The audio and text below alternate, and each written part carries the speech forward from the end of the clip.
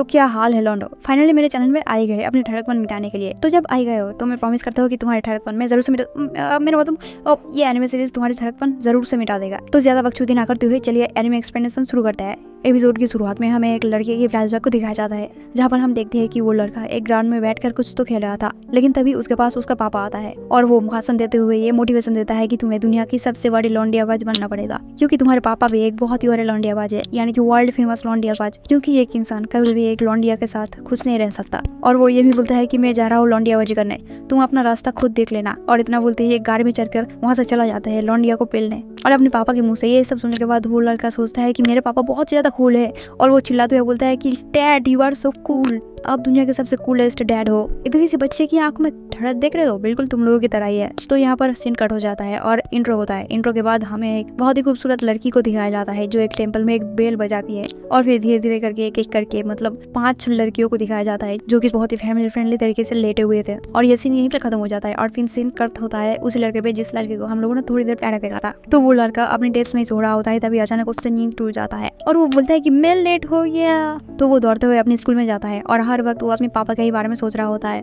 वो ये सोच रहा होता है कि मेरे पापा ने कहा था कि हमें हर वक्त लौंडी आवाजी करना चाहिए, लेकिन मैं एक भी गर्लफ्रेंड नहीं पटाऊंगा और मैं किसी भी लड़की की तरफ भी नहीं देखूंगा। वो हर वक्त अपनी चेहरे को एक हिजाब से ढक के रखता है ताकि उसकी नजर किसी भी लड़की पर ना गिरे और उसके मन बहल न जाए। तो क्लास खत्म होने के बाद उसे तो अपने घर जा रहा होता है, लेकिन तभी रास्ते में उसे 2 लड़के दिखते हैं, यानी कि ये 2 लड़के उसी का ही दोस्त है जो कि खड़े होकर लड़कियां उतार रहा होता है। तो हुजून आकागामी को भी बुलाते हैं अपने साथ लड़कियां उतारने के लिए, लेकिन आकागामी यहाँ पर बोलता है कि मुझे कुछ काम है इसलिए मैं घर जा रहा हूँ। और इतना बोलते वो वहाँ से भागने लगता है, लेकिन रास्ते में वो चीख उठता है कि मुझे कोई लड़की नहीं चाहिए, मैं अकेला ही सीखूं। और ये देखकर वहाँ पर मौजूद सभी के सभी लोग वहाँ से भाग जाते हैं। अब वो चला जाता है एक ग्रोसरी स्टोर में, जहाँ पर वो पार्ट टाइम जॉब करता है। तो स्टोर पर जाने के बाद उसका मालिक उससे पूछता है कि तुम इस वक्त काम क्यों कर रहे हो, जहाँ तक मुझे पता है कि इस वक्त तुम्हारे जैसे लड़के लौंडी आवाजी करते फिरते हैं, लेकिन तुम इस वक्त काम क्यों कर रहे हो। लेकिन आकागामी बोलता है कि मेरे पास कोई गर्लफ्रेंड नहीं है और मैं सिंगल रहना चाहता हूँ। तो इतना सुनते ही स्टोर का मालिक बोलता है लेकिन तुम्हारे पापा तो, और इतना बोलते ही आकागामी अपनी डरावने चेहरे लेकर उसके सामने आ जाता है और वो बोलता है मैं अपने पापा से बिल्कुल ही अलग हूँ। तो ये सुनने के बाद स्टोर का मालिक और कुछ नहीं बोलता।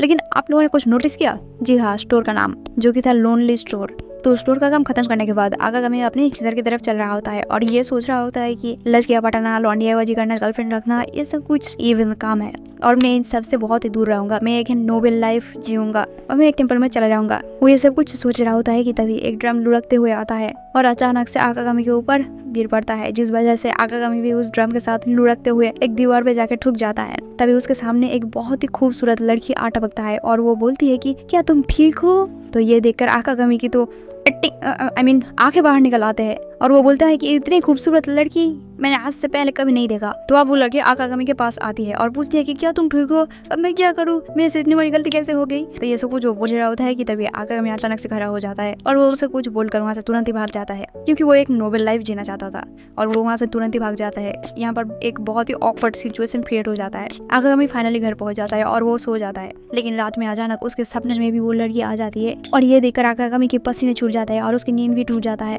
और वो ये सोच रहा होता है कि मैं उस लड़की को अपने दिमाग से बाहर क्यों नहीं निकल पा रहा हूँ। दूसरी सुबह हम देखते हैं कि आकागामी भी अपने दोस्तों की तरह लड़कियों को उतार रहा होता है और लड़कियों की संतरे देख रहा होता है। तभी उसके दोनों दोस्त उसके पास आ जाता है और पूछता है कि आकागामी तुम यहाँ पर क्या कर रहे हो। तो आकागामी बोलता है कि कुछ नहीं। अब वो दोनों आकागामी से पूछता है कि क्या तुम पार्टी करने चलोगे। तो आकागामी पहले तो थोड़ा सा नानू करता है, लेकिन फिर बाद में मान जाता है और वो बहुत ही ज्यादा टल्ली हो जाता है। बार में जाकर बहुत ही ज्यादा नाचता है, गाता है और बहुत ही ज्यादा एंजॉय करता है। लेकिन घर में आते ही दोबारा से उसे उस लड़की की याद सताने लगती है। वो बोल रहा होता है कि मैं उसे भूल क्यों नहीं पा रहा हूँ, उसके बारे में मेरा फीलिंग्स दिन ब दिन बढ़ते ही जा रहा है, मैं क्या करूँ। और इतना बोलते हुए वो अपने बाल को खींचने लगता है और उस लड़की की वजह से उसे नौकरी से भी निकाल दिया गया था और वो क्लास में भी फेल हो गया था। यानी कि समझ रहे हो, एक लड़की की हंसी तुम्हारी पूरी की पूरी जिंदगी को भी बर्बाद कर सकती है। तो लड़कियों से दूर रहना मेरे लौंडो। अब वो बोलता है कि मेरे पास अब सिर्फ एक ही ऑप्शन बचा है। दूसरे दिन हम देखते हैं कि वो एक ट्रेन में एक मॉन्क की ड्रेस पहनकर कहीं तो जा रहा था। ये देखकर हमें पता चलता है कि वो टेम्पल में जा रहा था ताकि वो अपने आप को मेडिटेट कर सके और लड़कियों से दूर रह सके। तो ट्रेन में थोड़ी देर सफर करने के बाद वो फाइनली पहुंच जाता है टेम्पल में।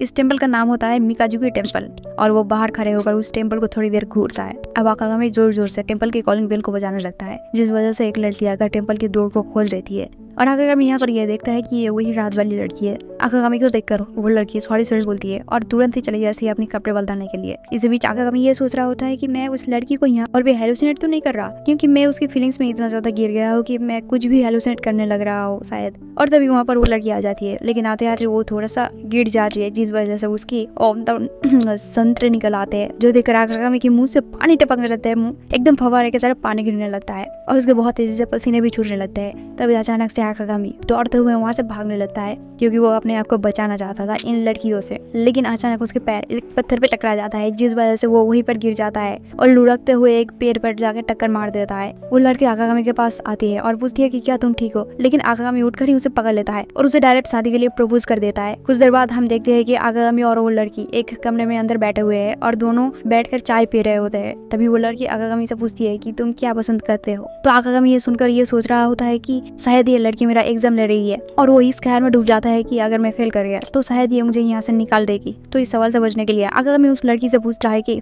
टॉयलेट की तरह, जैसे कि हम लोग अपने एग्जाम हॉल में करते हैं, जब भी हम लोग को कुछ पता नहीं होता तब हम लोग टॉयलेट के बहाना करके चले जाते हैं, और हम लोगों को तो पता ही है कि टॉयलेट में क्या होता है। मैं थोड़ा सा भटक गया था, तो मुद्दे पे आ जाए। तो टॉयलेट का नाम करके आकागामी उस रूम से बाहर निकल जाता है और निकलने के बाद इधर उधर थोड़ा सा टहलने लगता है। तभी उसको एक यार्ड दिखता है जो कि बहुत ज्यादा खूबसूरत था, लेकिन तभी उसे एक बिल्ली की आवाज सुनाई देता है और वो जाकर देखता है कि एक बिल्ली एक गड्ढे के अंदर गिरा हुआ है। तो आकागामी उस बिल्ली को बचाने की कोशिश करने लगता है, लेकिन बदकिस्मती से आकागामी ही उस गड्ढे के अंदर गिर जाता है। लेकिन वो बिल्ली बहुत ही आसानी के साथ उस गड्ढे से अपने आप ही निकल आता है। दूसरी तरफ यूजुकी किकी से ये बोल रही थी कि जो लड़का कल आने वाला था मुझे देखने के लिए वो आज ही आ गया है। तो किकी पूछती है कि तुम कौन सी लड़के की बात कर रहे हो। तो यूजुकी बोलती है कि मेरे फियांसे जिससे मेरे साथ शादी होने वाली है। तो किकी बोलती है कि ये तुम्हारे फियांसे नहीं है, ये कोई और ही लड़का है। तो ये सुनने के बाद यूजुकी थोड़ा सा हैरान होता है और वो ये सोचने पड़ जाता है कि ये लड़का कौन है। यूजुकी ये सब सोच रही थी कि तभी वहाँ पर सुकोयो भी आ जाती है और वो आकर ये बोलती है कि मैं तुम लोगों की स्पाई कर रही थी कि तुम लोगों की मीटिंग कैसे चल रही है। तभी यूजुकी उसे बोलती है कि हम लोगों के टेंपल में एक घोस्ट घुस आया है, यानी कि यूजुकी आकागामी को एक घोस्ट समझ रही थी। और तभी पीछे से आकागामी आ जाता है जिसके सिर से बहुत तेज खून निकल रहा था और उसका चेहरा बिल्कुल भूतों की तरह ही लग रहा था, जो देखने के बाद सुकोयो के अंदर से आत्मा निकल जाती है और सुकोयो डर के मारे नीचे गिर जाती है। लेकिन तभी आकागामी लुढ़कते हुए आकर सुकोयो के ऊपर गिर जाता है और उसके हाथ डायरेक्ट सुकोयो के सेंटर पर चला जाता है, मतलब ठड़कपंती एट पीक। तभी यूजुकी उड़ते हुए आता है और एक फ्लाइंग लात आकागामी के सर पर दे मारता है, जिस वजह से आकागामी के मुंह से बहुत सारे खून निकल जाते हैं और दोनों वहां से अपनी जान लेकर भागने लगते हैं। और आकागामी भी इन दोनों के पीछे दौड़ के भागने लगता है और ये बोलने लगता है कि मैं कोई घोस्ट नहीं हूँ, मैं कोई घोस्ट नहीं हूँ। लेकिन वो दोनों इसकी बात बिल्कुल भी नहीं सुनते। रास्ते में वो लोग कागुरा को देखते हैं और बोलते हैं कि भागो।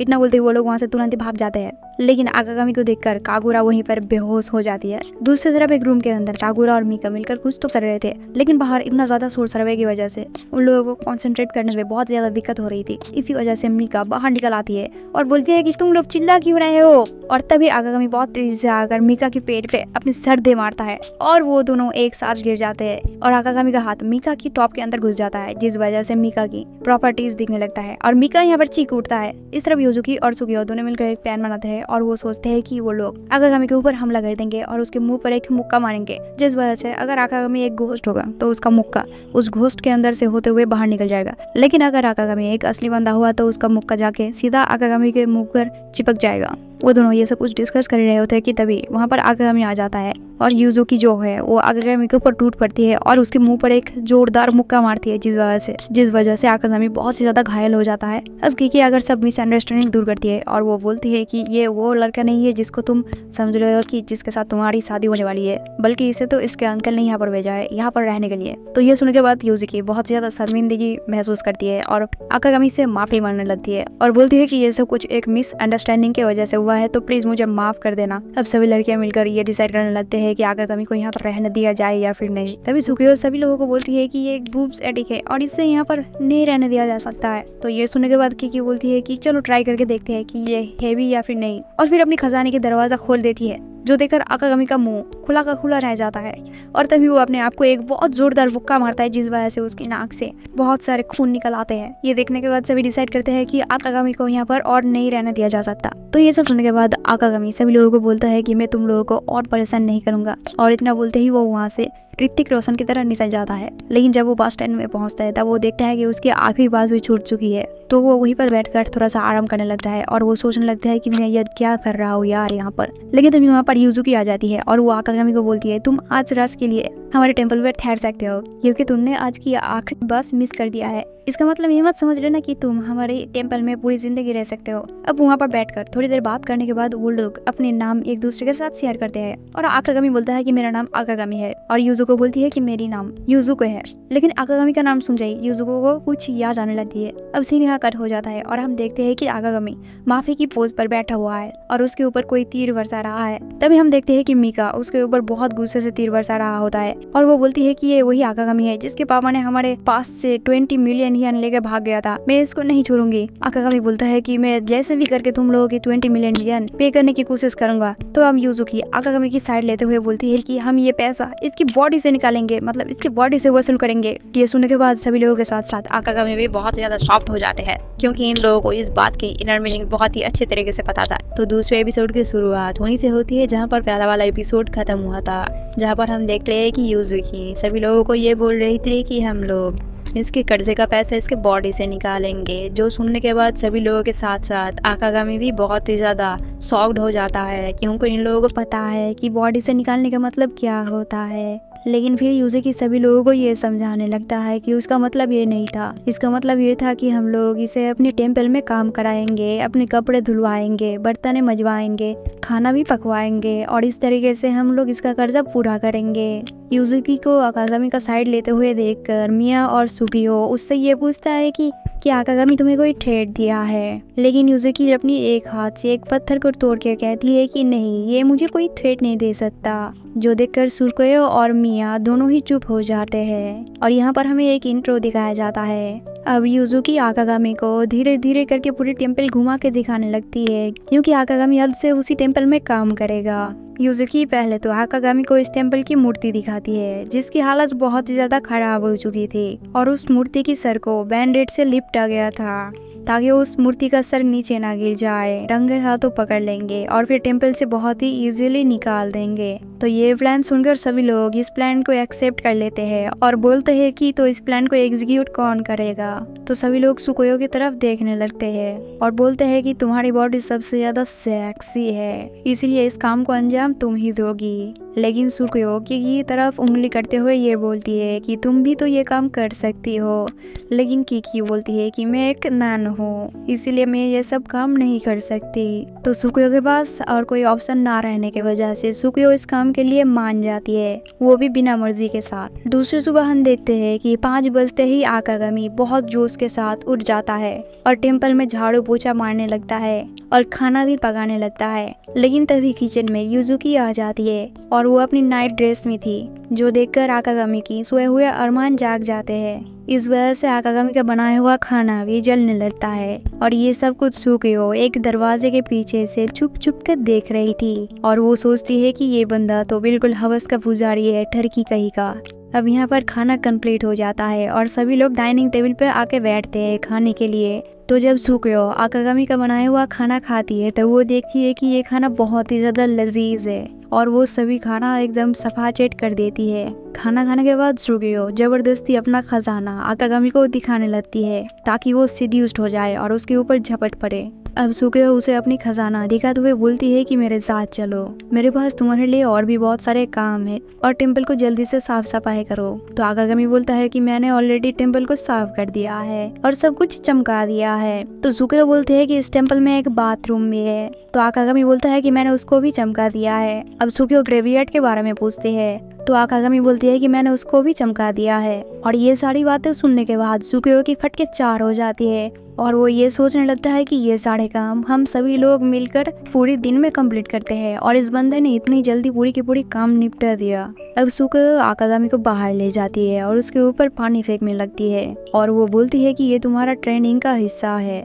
दरअसल हम लोगों के पास झरना नहीं है, इसीलिए हम लोग इस पाइप से काम चला रहे हैं। और आकागामी ये सोचने लगता है कि ये भी मेरा मेडिटेशन का एक हिस्सा है और इसे मैं बहुत ही अच्छी तरीके से पूरा करूंगा, जिस वजह से मैं लड़कियों से अपना ध्यान हटा सकता हूँ। लेकिन तभी उसके सामने यूजुकी स्कूल ड्रेस में आ जाती है, जो देखकर आकागामी के सोया हुआ अरमान दोबारा से जाग जाते हैं। और आकागामी बोलता है कि मैं थोड़ा सा गरम गरम महसूस कर रहा हूँ, यानी कि इतने ठंडे पानी के अंदर भी वो गर्म हो रहा था। दूसरे सीन में हम देखते हैं कि आकागामी बाथरूम में नहा रहा था और वो बहुत देर से नहा रहा था। तभी अचानक उसे ये ख्याल आता है कि उसे डिनर भी बनाना होगा, तो इसलिए वो जल्दी से बाथटब से उठकर गेट खोलता है। तब वो देखता है कि सामने ही सुकुयो अपनी तरबूज लेकर बैठी हुई है। लेकिन यहाँ पर मेन ट्रेजेडी ये थी कि आकागामी पूरी तरीके से नंगा था और उसके दोनों लड्डू के साथ साथ एक केला भी दिख रहा था। और सुकुयो वहीं पर बैठ के ये सब देख लेती है और वो ये देखकर बहुत ज्यादा नर्वस हो जाती है और शर्म के मारे पूरी तरीके से लाल लाल हो जाती है। लेकिन आकागामी सुकुयो को वहाँ पर बैठा हुआ देखकर दौड़ के आकर दोबारा से बाथटब के अंदर घुस जाता है और सोचने लगता है कि सुकुयो यहाँ पर क्या कर रही है। तभी सुकुयो ये सोचने लगता है कि अगर मैं उसे थोड़ा सा अपना स्किन दिखाऊंगी तो वो जल्दी से आकर मेरे ऊपर झपट पड़ेगा। और मैंने ऑलरेडी यूजुकी को मैसेज कर दिया है और वो 5 मिनट के अंदर ही बाथरूम में आ रही होगी। और वो धीरे धीरे करके अपनी खजाने की तिजोरी खोलने लगती है और आकागामी ये सोच रहा होता है कि इस लड़की को हो क्या गया है। लेकिन सुकुयो जैसा सोच रही थी वैसा बिल्कुल भी नहीं होता। सुकुयो यहाँ पर बहुत ज्यादा घबराई हुई थी, इसलिए वो घबराते हुए थोड़ा सा पीछे हटती है और थोड़ा सा पीछे हटते ही वो एक अलमारी के साथ भिड़ जाती है, जिस वजह से उसके ऊपर रखा हुआ 2 बॉक्स उन लोगों के ऊपर गिरने लगता है।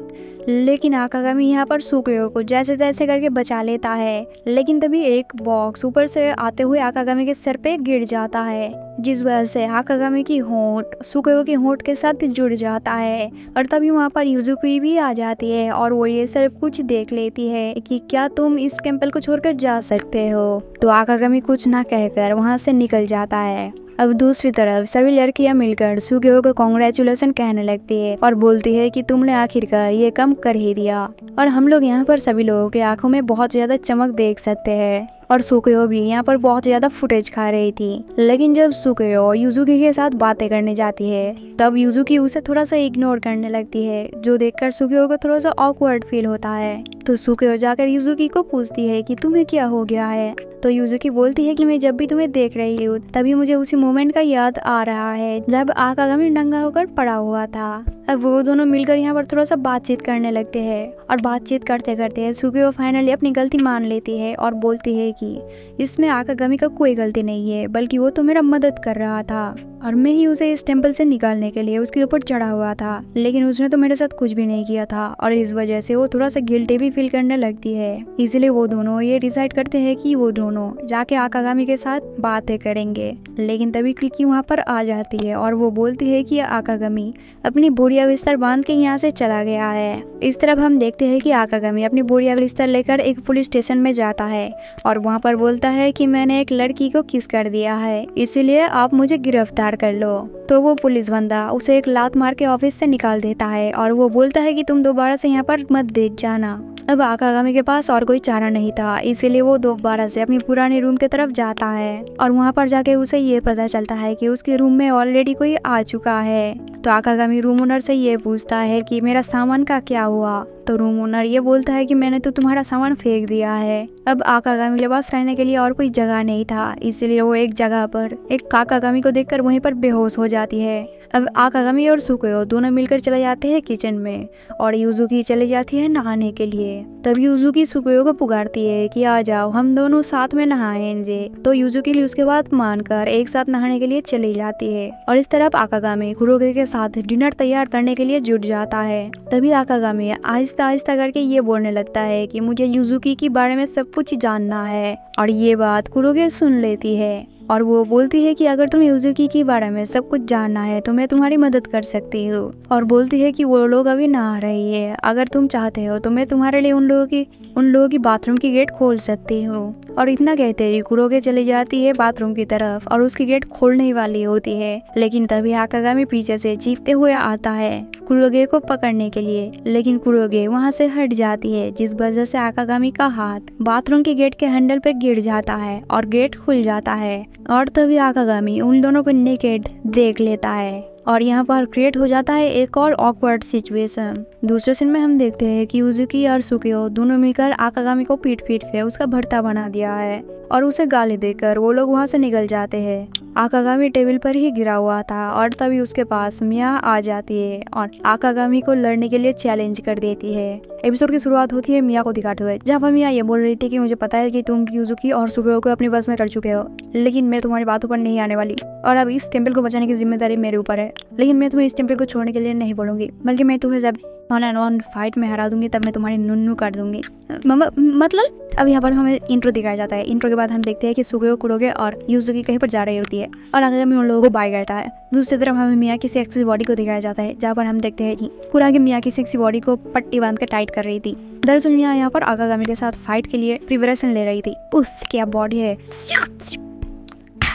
और इस तरफ आकागामी उन लोगों को फाइनली बाय बाय कहता है और वो तीनों लड़की एक साथ कहीं चली जाती है। लेकिन तभी आकागामी के पीछे से मिया उसके पीछे आ खड़ा होती है, तो आकागामी मिया की बातों को इग्नोर करके कागुरा के साथ बातें करने लगती है। तो कागुरा यहाँ पर बोलती है कि मैं मिया की देखभाल करती हूँ। तो आकागामी कागुरा को बोलता है कि इसका मतलब तुम मिया की बड़ी बहन हो। हाँ, मैं उसकी बड़ी बहन हूँ। जो सुनकर मिया बोलती है कि अबे बहनें कब समझ गए हम, और बड़ी मैं हूँ तू नहीं। अब आकागामी मिया को बोलता है कि मिया हम लोग ये फाइट रोक ही नहीं रहते। तो मिया आकागामी को बोलती है कि तू पागल वागल हो गया क्या, मैं अभी तक भूला नहीं कि तूने मेरे साथ क्या किया था। अब मिया और आकागामी दोनों अपनी फाइटिंग पोजीशन में आ जाते हैं और कागुरा फाइनली ये फाइट स्टार्ट कर देती है और मिया पहले ही फ्लो में आकागामी के थोड़े से बाल काट देते हैं और मिया आकागामी को बोलती है कि इस बार मेरी तलवार तुम्हारे बाल नहीं काटेगा बल्कि घुसेगा तुम्हारी कांटा, मेरा मतलब तुम्हारी गर्दन है। तो ये सुनने के बाद आकागामी ये बोलता है कि इसका मतलब ये सीरियस है। अब मिया जो बड़ा से आकागामी की तरफ बढ़ता है उसे मारने के लिए, लेकिन इस बार आकागामी अपनी कटाना फेंक देता है और अपने दोनों हाथ सामने ले आता है उसके कटाना को पकड़ने के लिए। लेकिन तभी अचानक मिया के तन वर्जन से एक पट्टी निकल आती है जिसको कागुरा पकड़ लेती है और जिस वजह से मिया की कपड़े इधर उधर सड़क जाते हैं और उसकी प्रॉपर्टी दिखने लगती है और आकागामी फाइनली पकड़ लेता है काटाना को नहीं, मिया की संतरों को। अब दूसरे सीन में हम देखते हैं कि कुरोगे और आकागामी दोनों बैठ कर ये डिसाइड कर रहे होते हैं कि मिया को अभी क्या पनिशमेंट दिया जाए। तो कुरोगे आकागामी को बोलती है कि आकागामी तुम डिसाइड करो कि मिया को क्या पनिशमेंट दिया जाए, क्या मैं इसे पनिशमेंट करूंगा। और फिर कागुरा कहीं से एक बुक निकालती है और मिया को डिफरेंट पनिशमेंट दिखाने लगती है। ये देख, इसमें आदमी को तेल लगाकर उल्टा लेटना पड़ता है। और किताब की पनिशमेंट देखने के बाद मिया की मुंह शर्म के मारे लाल लाल हो जाती है, लेकिन फिर भी मिया ये कहती है कि ठीक है मैं इस पनिशमेंट के लिए तैयार हूँ। लेकिन आकागामी उसे रोकते हुए बोलता है कि तुम्हें इस पनिशमेंट को करने की कोई जरूरत नहीं है। लेकिन मिया आकागामी को बोलती है कि तू चुप कर, मुझे तेरी सिंपैथी की कोई जरूरत नहीं है। लेकिन आकागामी मिया को ये बोलता है कि मुझे तुमसे कोई पनिशमेंट नहीं करवानी, बल्कि मुझे तुमसे कोई और चीज चाहिए। और इतना कहती है आकागामी मिया की तरफ अपनी उंगली से इशारा करता है, जो देखकर मिया ये समझ जाती है कि आकागामी को क्या चाहिए। और फिर आकागामी मिया को ये बोलता है कि प्लीज एक रात, बस सिर्फ एक रात के लिए ये चीज मुझे दे दो और फिर मैं इससे डिफरेंट चीजें सीख जाऊंगा। लेकिन मिया की यहाँ शर्म के बारे बहुत ज्यादा बुरी हालत हो रही थी, इसलिए वो यहाँ से दौड़ भाग जाती है। अब सिंह रन हो जाता है और रात में हम देखते हैं कि आकागामी अपने बिस्तर में लेटे लेटे ये सोच रहा होता है कि मुझे वो पनिशमेंट वाली बुक चाहिए किसी भी हालत में। हाँ, इंद्र के बीच थोड़ा सा कंफ्यूजन हो चुका था। आकागामी को वो पनिशमेंट वाली बुक चाहिए था, लेकिन मिया ये समझ रही थी कि आकागामी को कुछ और ही चाहिए। और बस यार लोग तो खुद ही समझदार हो। अब आकागामी फाइनली अपनी आंखें बंद करता है सोने के लिए, लेकिन कुछ देर बाद जब वो अपनी आंखें खोलता है तब वो देखता है कि मिया उसके ऊपर चढ़कर बैठी हुई है और मिया कहती है कि मैं तैयार हूँ पनिशमेंट के लिए। तो वह सोचता है कि अबे यार यहाँ पर चल क्या रहा है। लेकिन तभी अचानक से मिया अपनी तिजोरी खोल देती है और अपनी प्रॉपर्टीज आकागामी के हवाले कर देती है और मिया के वजन की वजह से आकागामी के दम घुटने लगता है। लेकिन मिया आकागामी को ये बोलती है कि ये एक हसीन सपना है और वो भी सिर्फ आज रात के लिए। तो आकागामी सोचता है कि अच्छा तो ये एक सपना है तो कोई बात नहीं, और वो थोड़ा सा इधर उधर देखकर मिया की संतरों को दबाने के लिए अपनी हाथ बढ़ाता ही है कि तभी उसे कागुरा दिख जाता है और वो उन दोनों की एमएमएस वीडियो बना रही थी अपने आप को वायरल करने के लिए। तो अब आकागामी मिया को अपने ऊपर से हटाते हुए ये कहते हैं कि तुझे अगर बुक नहीं देना तो कोई बात नहीं, लेकिन तू अपनी दुकान जल्दी से बंद कर। तो मिया कहती है कि एक मिनट, तब क्या तुम मुझसे वो बुक मांग रहे थे। तो आकागामी बोलता है तो और क्या, तूने क्या समझा था। लेकिन मिया यहाँ पर कुछ नहीं बोलती और शाम के बारे वहाँ से भाग जाती है। अब मिया डिसाइड करती है कि वो एक कमरे के अंदर बैठकर मेडिटेशन करेगी और कमरे के अंदर जाता ही वो देखता है कि आकागामी पहले से वहाँ पर बैठा हुआ है। तो मिया ये देखकर उस कमरे से बाहर निकलने वाली होती है कि तभी वो देखती है कि ये दरवाजा बाहर से लॉक हो चुकी थी और ये काम कुरोगे ने की थी। कुरोगे उस दरवाजे को बाहर से लॉक कर दिया था। अब आकागामी और मिया दोनों ये समझ आते हैं कि वो लोग यहाँ से बाहर नहीं जा सकते और उन लोगों के पास मोबाइल भी नहीं था, इस वजह से वो लोग किसी को कॉल भी नहीं कर सकते थे। अब यहाँ पर धीरे धीरे करके उन लोगों को ठंड लगने लगती है और वहाँ पर सिर्फ और सिर्फ एक कमल, और इस वजह से आकागामी मिया को उस कमल को ऑफर करता है। लेकिन मिया यहाँ पर उस कमल को लेने के लिए नहीं मानती। लेकिन कुछ देर में मिया को एक बहुत बड़ी छींक आती है कितनी प्यारी लग रही है यार। एनीवेज, तो ये देखकर आकागामी मिया को वो कम्बल दे देता है और दोनों ही इस घर के एक कोने में जाकर बैठ जाते हैं। और यहाँ पर मिया बातों में अपनी पास्ट के बारे में बातें करने लगती है, जहाँ पर मिया ये कहती है कि मेरी मॉम एक बहुत ही बड़ी लौंडाबाज था, यानी कि उसके मॉम के मुताबिक एक लौंडिया कभी भी एक लौंडे के साथ खुश नहीं रह सकता, और उसके मॉम के ढेर सारे बॉयफ्रेंड्स भी थे। यानी कि समझ रहे हो, आकागाल के फादर एंड मिया की मॉम दोनों ही बिल्कुल एक जैसी है, और इसकी वजह से मिया अपनी स्कूल में कोई भी दोस्त नहीं बना पाई थी। तो मिया की बातों को सुनने के बाद आकागामी की आंखों से आंसू टपकने लगता है। तो ये देखकर मिया आकागामी से पूछती है कि तू क्यों रो रहा है। तो आकागामी बोलता है कि तुम्हारे मॉम और मेरे डैड बिल्कुल एक ही जैसे हैं। मेरे डैड भी एक बहुत ही बड़ा प्ले बॉय और तुम्हारी मॉम भी एक बहुत ही बड़ी प्ले गर्ल है। अब आकागामी मिया को ये ऑफर करता है कि चल हम दोनों एक साथ ट्रेनिंग करेंगे और एक साथ ही मोक्स की प्राप्ति करेंगे। लेकिन मिया बोलती है कि नहीं, मैं तुम्हारी ट्रेनिंग के बीच में नहीं आना चाहती। लेकिन आकागामी बोलता है कि मैं इसमें कोई दिक्कत वाली बात नहीं है, हम दोनों एक साथ ट्रेनिंग कर ही सकते हैं। अब आकागामी के बहुत ज्यादा कन्विंस करने के बाद मिया फाइनली मान ही जाता है एक साथ ट्रेनिंग करने के लिए, और वो दोनों एक दूसरे का हाथ पकड़ते हैं और थोड़ा सा फील लेने लगते हैं कि तभी कागुड़ा दरवाजे को खोलकर अंदर आ जाती है। तो मिया कागुड़ा से पूछती है कि तू कब से यहाँ पर खड़ी हुई है। तो कागुड़ा बोलती है कि मैंने तुम लोगों की सारे बातें सुन लिया है। अब दूसरे दिन हम देखते हैं कि सुबह हो चुका है और युजुकी भी टेंपल में आ चुकी है, और वो सुबह टेंपल को झाड़ू लगा रही थी। तभी उसकी नजर कागुड़ा के ऊपर पड़ती है, जहाँ पर वो देखते हैं कि कागुड़ा छुप छुप चीजें की वीडियो बना रही थी। तब युजुकी कागुड़ा के पास चली जाती है और पूछती है कि तुम यहाँ क्या कर रही हो। तब कागुड़ा युजुकी को उस रूम के अंदर की सीन दिखाती है। तो युजुकी रूम के अंदर देखती है कि आकागामी और मिया दोनों मिलकर कुछ अजीब अजीब आवाजें निकल रही थी और दोनों मिलकर कुछ तो कर रहे थे, जो देखकर युजुकी बहुत ज्यादा शॉक्ड हो जाती है। अब दूसरे दिन में हम देखते हैं कि सभी लोग एक जगह पर गोल्ड मीटिंग कर रहे थे, और यहाँ पर आकागामी के साथ साथ सभी लोगों की जो मिसअंडरस्टैंडिंग थी वो सभी लोग एक साथ क्लियर कर लेते हैं। और तभी युजुकी को ये पता चलता है कि आकागामी और मिया दोनों मिलकर ट्रेनिंग कर रहे थे और इससे ज्यादा कुछ नहीं कर रहे थे। तभी वहाँ पर किकी आ जाती है और किकी युजुकी को बोलती है कि तुम्हारे आज तो मीटिंग थी, तुम भूल गई हो क्या। और नेक्स्ट सीन में हम देखते हैं कि युजुकी और आकागामी दोनों ही बहुत ही तेजी से दौड़ रहे थे, क्योंकि वो दोनों एक टेंपल में जा रहे थे जहाँ पर युजुकी के साथ एक बंदे की मीटिंग सेट किया गया था। लेकिन यहाँ पर प्रॉब्लम ये थी कि युजुकी को किमोनो पहना था, जो कि किमोनो के बगैर ये मीटिंग नहीं हो सकती। तो आकागामी बोलता है कि मैं एक किमोनो की दुकान में काम करता था पहले, तो तुम उसको जाकर किमोनो चेंज कर सकती हो। और बातों में युजुकी आकागामी को ये बोलने लगती है कि हम लोग इस टेंपल में ज्यादा दिनों तक नहीं रह सकते, क्योंकि ये टेंपल बहुत ज्यादा पुराना हो चुका है और इस टेंपल में कोई पुजारी भी नहीं है और मेरे मम्मी पापा भी यहाँ पर नहीं है, तो इसी वजह से हमें ये टेंपल भी छोड़ना पड़ेगा। और इस टेंपल को बचाने के सिर्फ और सिर्फ एक ही ऑप्शन है, उस मंदिर की पुजारी के साथ शादी कर लेना। जो सुनने के बाद आकागामी बोलता है कि तू सिर्फ इस टेंपल को बचाने के लिए शादी कर रही है, जिसके रिप्लाई में युजुकी बोलती है कि हाँ, और ये मेरा फैसला है। लेकिन नेक्स्ट सीन में हम देखते हैं कि इन दोनों की बस छूट जाती है। ये देखकर आकागामी तुरंत एक बंदे का स्कूटी जुगाड़ कर लेता है और वो युजुकी को बोलती है कि युजुकी, ये बंदा हम लोगों को ये स्कूटी उधार में दे रहा है। और फिर आकागामी युजुकी को लेकर स्कूटी बहुत ही तेजी से भागने लगता है, और फिर ज्यादा बीच रास्ते में स्कूटी की तेल खत्म हो जाती है और युजुकी यहाँ पर दोबारा से बहुत ही ज्यादा फ्रस्ट्रेटेड हो जाती है। लेकिन तभी अचानक युजुकी को एक बस पीछे आती है और दोनों ही उस बस में चढ़ जाते हैं। लेकिन बस में चढ़ने के बाद उन दोनों को ये रियलाइज होता है कि ये कोई बस नहीं है, बल्कि एक कार्गो ट्रक है जिसके अंदर बहुत सारा सामान रखा हुआ था। तो युजुकी ये देखकर दोबारा से उदास हो जाती है और वो बोलती है कि आकागामी, मैं तुम्हारी सारे के सारे मेहनतों पे पानी फेंक दिया। लेकिन आकागामी यहाँ पर भी एक अपॉर्चुनिटी देखता है और वो बोलता है कि यही सही वक्त है अपनी किमोनो पहनने का। और फिर बोलता है कि हम लोग अगले सीजन में इस ट्रक से उतर जाएंगे और फिर मैं इस ट्रक को उधार में ले लूंगा, क्योंकि मुझे ट्रक चलाना भी आता है। तो युजुकी बोलती है कि तू तो पहले से ही बहुत ज्यादा कर्जे में है, फिर भी तू इतना ज्यादा कर्जा करने जा रहा है। तो आकागामी बोलता है कि अब मेरे पास खोने के लिए कुछ है ही नहीं, तो इसीलिए मैं जो चाहे वो कर सकता हूँ। और फाइनली हम देखते हैं कि युजुकी किमोनो पहनने के लिए रेडी हो जाती है और लास्ट में हम देखते हैं कि मीटिंग के लिए सिर्फ और सिर्फ 30 मिनट ही बचा हुआ है। एपिसोड की शुरुआत थर्ड एपिसोड की लास्ट सीन से होती है, जहाँ पर हम देखते हैं कि युजुकी और आकागामी दोनों मिलकर दौड़ते हुए एक टेंपल में किसी के साथ मिलने के लिए जा रही थी, जहाँ पर युजुकी आकागामी को ये बोल रही थी कि उसके साथ युजुकी का मिलना कितना ज्यादा इम्पोर्टेंट है, क्योंकि ये इस टेंपल के लिए बहुत ज्यादा इम्पोर्टेंट बात है। अगर वो उसके साथ नहीं मिलेगी तो ये टेंपल बंद होने वाली है। और वो उसे ये भी बताती है कि उसके साथ युजुकी की शादी होने वाली है। और ये सब बातें करते करते वो लोग दौड़ रहे थे, लेकिन आखिरकार उन लोगों की बस छूट जाती है। तो यहाँ पर आकागामी एक बंदे से उसकी स्कूटी उधार ले लेता है और दोनों दोबारा से वहाँ से चलने लगते हैं। लेकिन रास्ते में स्कूटी की भी तेल खत्म हो जाती है। तभी युजुकी की नजर पड़ती है एक बस में और वो दोनों जल्दी से उस बस में चढ़ जाते हैं। लेकिन बस में चढ़ने के बाद उन लोगों को ये पता चलता है कि ये कोई बस नहीं है, बल्कि एक ट्रक है। और युजुकी यहाँ पर दोबारा से उदास हो जाती है। लेकिन ठड़की आकागामी को यहाँ पर भी एक अपॉर्चुनिटी दिखता है और वो युजुकी को बोलता है कि यही अपॉर्चुनिटी है। आकागामी उसे उसकी अपने ट्रेडिशनल ड्रेस को पहनने के लिए कह देती है और यहाँ पर एक इंट्रो दिखाया जाता है और इंट्रो के बाद ही हम लोग देखते हैं कि युजुकी उस ड्रेस को पहन चुके थे। पहनने वाला सीन क्यों नहीं डाला बे। एनीवेज, यहाँ पर हम देखते हैं कि आकागामी और युजुकी दोनों मिलकर उस ट्रक को उधार पे ले लिया था और आकागामी उस ट्रक को ड्राइव कर रहा था। और इसी बीच हमें एक फ्लैशबैक दिखाया जाता है, जहाँ पर हम देखते हैं कि किकी और युजुकी दोनों मिलकर कुछ बातें कर रहे थे, जहाँ पर युजुकी किकी को ये बोल रही थी कि मैं नहीं चाहती कि ये टेंपल बंद हो जाए, लेकिन किकी कहती है कि तुम्हें एक नन बनने में टोटल 3 इयर्स का टाइम लगेगा, लेकिन हमारे पास सिर्फ 1 ही साल का टाइम है। और इसी बीच हमें किसी न किसी पुजारी को यहाँ पर ले आना पड़ेगा, वरना इस टेंपल को बंद होने से कोई भी नहीं हो सकता। तो ये सुनने के बाद यूजुकी कहती है कि मैं एक मैच वगैरह ढूंढने वाली हूँ, यानी कि वो शादी करने वाली है 17 साल की उम्र में। हमारे यहाँ तो ऐसा नहीं होता, या फिर शायद होता है। एनीवेज हाँ, उन सब बातों में नहीं जाने वाला हूँ मैं। तो अब यहाँ पर फ्लैशबैक खत्म हो जाता है और वो लोग फाइनली प्रेजेंट में आते हैं। और प्रेजेंट में हम देखते हैं कि आगामी उस ट्रक को मतलब बहुत ही बुरी तरीके से चला रहा होता है, और चलाते चलाते वो लोग फाइनल टेम्पल में पहुंच जाता है। लेकिन आगामी उस ट्रक को डायरेक्ट एक पेड़ पे ठोक देता है, और ये देखकर यूजुकी बहुत ज्यादा खुश होती है और बोलती है कि आगामी फाइनली हम लोग टाइम पे पहुंच चुके हैं। और यूजुकी यहाँ पर आगामी को बाई कह के मटकते टेम्पल के अंदर चली जाती है, और यूजुकी आगामी को बोलती है कि यहाँ तक मेरे साथ देने के लिए बहुत ज़्यादा शुक्रिया, और इससे आगे का चीज़ मैं संभाल लूंगी। और इतना कहती है वो टेम्पल के अंदर घुस जाती है। लेकिन इस तरफ आगामी के दिमाग में कुछ और ही चल रहा होता है। वो सोच रहा होता है कि यूजुकी अब शादी कर लेगी, वो यानी कि वो उस बंदे के साथ बच्चा पैदा करेगी, ये करेगी वो करेगी। पता नहीं क्यों इस बंदे का दिमाग बिल्कुल मैं ही तरह चलता है। एनीवेज इन सब बातों को साइड में रखते हैं। तो तभी हम देखते हैं कि आगामी की ट्रक के अंदर एक नन घुस आती है।